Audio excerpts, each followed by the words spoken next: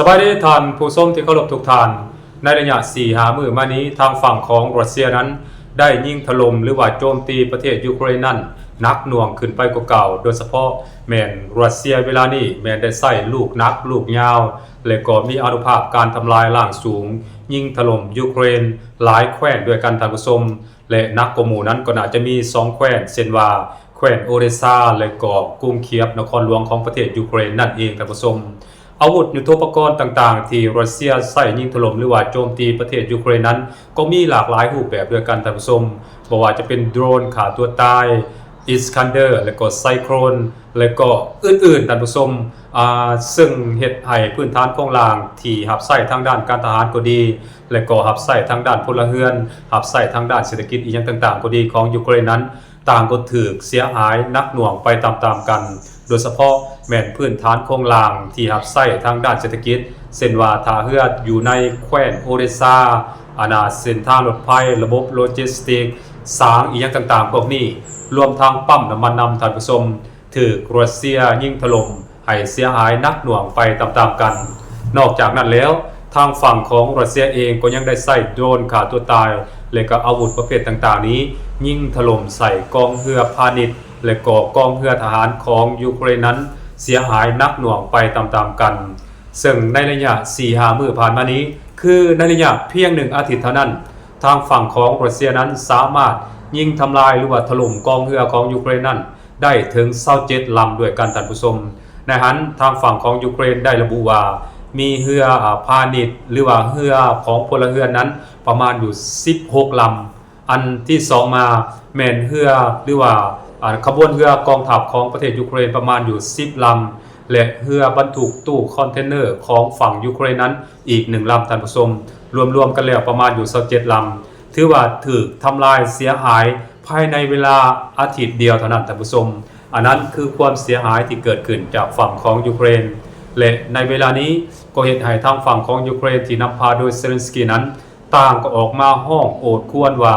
รัสเซียนั้นยิงถล่มจุดยุทธศาสตร์หรือว่าจุดต่างๆของประเทศยูเครนนั้นแบบบ่เลือกหน้าและก็เห็นให้เกิดความเสียหายบ่ว่าจะเป็นชีวิตทรัพย์สินก็คือกำลังพลของยูเครนนั้นต่างก็เสียหายหนักหน่วงไปตามๆกันและในมื้อวันที่24วันที่24-25ที่ผ่านมานั้นทางฝั่งของรัสเซียเองก็ได้ยิงถล่มเข้าไปใส่ศูนย์วางแสดงอาวุธยุทโธปกรณ์ต่างๆของยูเครนที่จัดขึ้นอยู่ในซานกรุงเคียฟหรือว่าเขตซานเมืองของกรุงเคียฟนั้นเฮ็ดให้มีทหารและก็พวกนักวิชาการรวมทั้งอาวุธยุทโธปกรณ์ต่างๆที่นำมาวางแสดงนั้นต่างก็เสียหายหนักหน่วงไปตามๆกันท่านผู้ชมมีการประเมินกันว่าน่าจะมีผู้บาดเจ็บล้มตายบ่น้อยกว่า200คนอันนั้นคือการยิงถล่มจากฝั่งของรัสเซียและก็ก่อให้เกิดความเสียหายหนักหน่วงแบบบ่เคยมีมาก่อนจากฝั่งของยูเครนนั่นเองท่านผู้ชมและสิ่งนี้มันน่าจะบ่เกิดขึ้นถ้าหากว่ายูเครนนั้นบ่ลิ้นสงครามนอกกติกาท่านผู้ชมเพราะอย่าลืมว่านับตั้งแต่เกิดสงครามหรือว่าเกิดความขัดแย้งกันระหว่างรัสเซียกับยูเครนเริ่มตั้งแต่ปี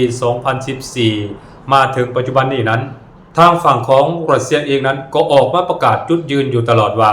รัสเซียนั้นจะบ่โจมตีบรรดาพื้นฐานโครงหลังที่รับใช้ทางด้านพลเรือนและก็จะบ่โจมตีกรุงเคียฟโดยเฉพาะแม่นจุดยุทธศาสตร์สำคัญของยูเครนนั้นรัสเซียจะบ่โจมตีถ้าหากว่ายูเครนนั้นบ่ลิ้นสกปรกหรือว่าโจมตีพื้นฐานโครงหลังทางด้านพลเรือนของรัสเซียก่อนอันนั้นคือรัสเซียได้ออกมาให้คำมั่นสัญญาแนวนั้นและที่สำคัญประธานาธิบดีปูตินของรัสเซียนั้นก็ได้ให้คำมั่นสัญญานักแน่นว่าจะบ่ทำลายหรือว่าสังหารประธานาธิบดีเซเลนสกีของยูเครนอย่างเด็ดขาดสิ่งเหล่านี้เฮ็ดให้ประธานาธิบดีเซเลนสกีของยูเครนนั้นได้ใจและก็คิดว่ารัสเซียนั้นจะบ่กล้าโจมตีกรุงเคียฟซึ่งเป็นศูนย์บัญชาการสำคัญของยูเครนและก็จะบ่กล้าสังหารประธานาธิบดีคือรอบสังหารตนเองนี่เพราะฉะนั้นจึงเฮ็ดให้ยูเครนนั้นได้ใจจึงโจมตีประเทศรัสเซียแบบบ่เลือกหน้าเลือกตาและก็บ่เลือกจุดต่างๆว่าจะเป็นสิ่งอำนวยความสะดวกให้แก่พลเรือนหรือทางการทหารหรือบ่ยูเครนนั้นแม่นโจมตีหาบคาบไปตามๆกันโดยเฉพาะ ในระยะหลังๆมานี้พวกเราจะสังเกตเห็นว่ายูเครนนั้นได้ใช้ทั้งอาวุธที่มีพิสัยยิงไกลและก็โดนฆ่าตัวตายยิงถล่มเข้าไปใส่พื้นฐานของหลังที่รับใช้ทางด้านพลเรือนของรัสเซียอยู่ที่กรุงมอสโกและก็เซนต์ปีเตอร์สเบิร์กนั้นเป็นวาลินท่านผู้ชมเรื่องดังกล่าวนี้ก็สร้างความบ่พอใจให้กับประธานาธิบดีปูตินเป็นอย่างยิ่งเพราะฉะนั้นในระยะหลังๆมานี้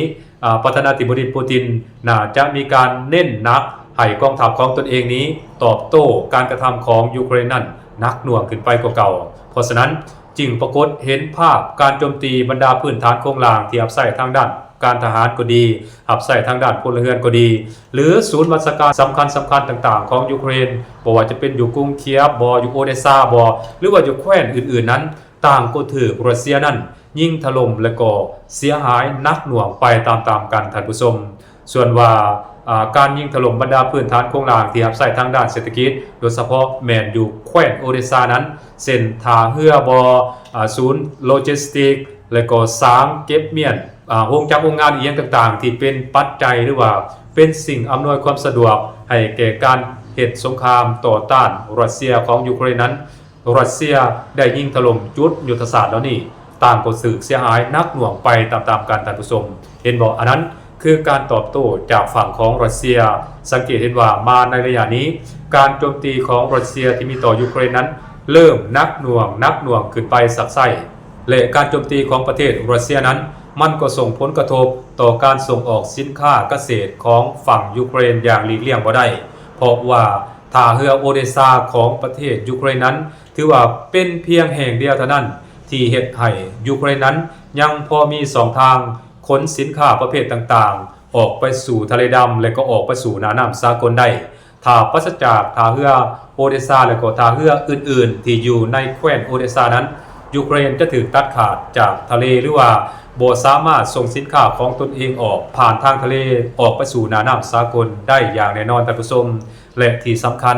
ในมื้อวันที่25ที่ผ่านมานั้นพวกบริษัทบริการขนส่งตู้คอนเทนเนอร์ขนาดใหญ่แล้วก็เป็นอันดับหนึ่งของประเทศยูเครนนั้นได้ออกมาประกาศยุติการให้บริการขนส่งตู้คอนเทนเนอร์สินค้าจากยูเครนไปยังยุโรปและก็ไปยังตลาดโลกเป็นที่เรียบร้อยแล้วท่านผู้ชมโดยบริษัทนี้ให้เหตุผลว่า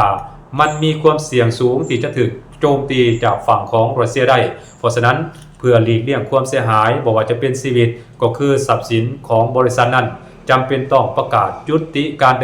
ดำเนินงานเหล่านี้เสียก่อนทั้งนี้ก็เพื่อเป็นการปกปักรักษาทรัพย์สมบัติก็คือการผลิตของบริษัทหรือว่าการดำเนินงานของบริษัทให้สามารถดำเนินงานได้หลังจากสงครามยุติลงนั่นเองท่านผู้ชมอันนั้นคือผลกระทบที่มันเกิดขึ้นแต่ที่แน่ๆเดี๋ยวนี้รัสเซียนั้นเน้นมาโจมตีพื้นฐานโครงหลังของประเทศยูเครนนั้นหลายขึ้นโดยเฉพาะแม้นพื้นฐานโครงหลังที่เกี่ยวข้องกับการลำเลียงอาวุธยุทโธปกรณ์ของยุโรปเข้ามายังยูเครนก็ดีและก็การลำเลียงสินค้าเกษตรของยูเครนออกไปหาสหภาพยุโรปก็คือออกไปยังตลาดโลกโดยเฉพาะแม่นท่าเรือนี่แหละท่านผู้ชมรัสเซียนั้นได้มุ่งเป้าไปโจมตีท่าเรือปั๊มน้ำมันและก็เส้นทางรถไฟสางเก็บสินค้าและก็บรรดาโรงจักรโรงงานต่างๆที่เป็นสิ่งอำนวยความสะดวกให้กับประธานาธิบดีเซเลนสกี้และก็รัฐบาลของยูเครนนักหน่วงขึ้นไปกว่าเก่านั่นเองท่านผู้ชม